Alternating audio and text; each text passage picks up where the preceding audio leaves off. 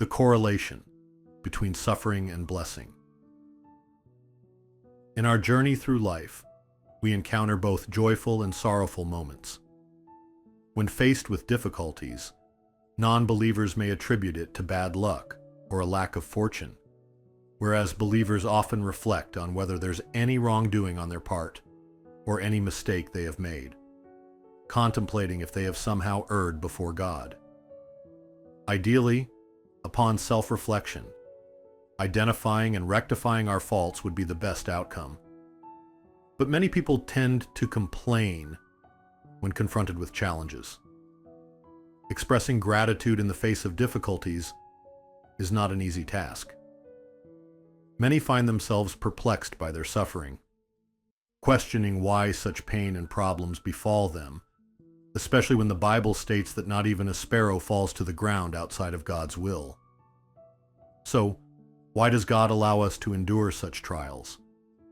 While it's true that suffering can occur without any wrongdoing on our part, as seen in Joseph's journey towards God's blessings for him, often our troubles stem from incorrect beliefs or a flawed understanding of faith. The situations of Jephthah making a conditional vow to God and subsequently having to sacrifice his daughter as a burnt offering, and Jonah being swallowed by a fish due to his displeasure at Nineveh's salvation, both stem from flawed religious beliefs. Most of the sufferings God introduces into our lives are due to our spiritually inappropriate attitudes towards life.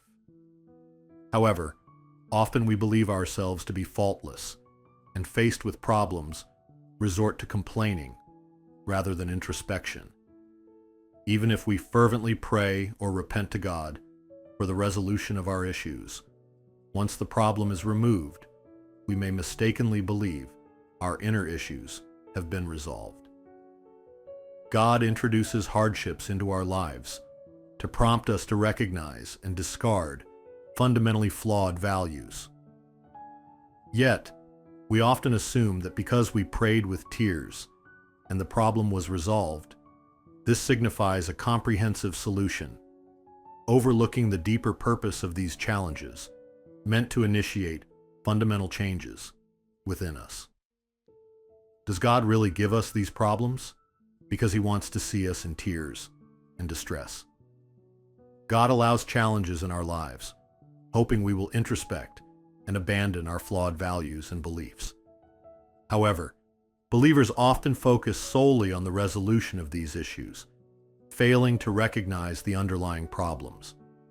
Because we fail to properly recognize the issue, the same problems recur, only with different people and in different forms. For instance, those who suffer due to money continue to face financial distress, albeit with different triggers each time.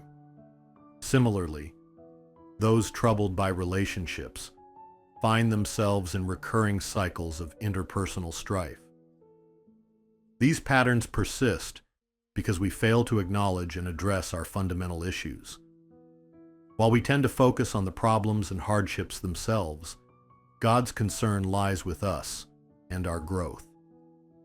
Thus, the lessons we should learn from life's difficulties involve reflecting on whether our attitudes and values align with God's will and teachings. This reflective stance shouldn't be limited to times of trouble, but should be a constant part of our lives. May you adopt this approach, finding victory in adversities by the grace of God. 구독, 좋아요, 알림 설정 해주세요. Subscribe, like, set notifications.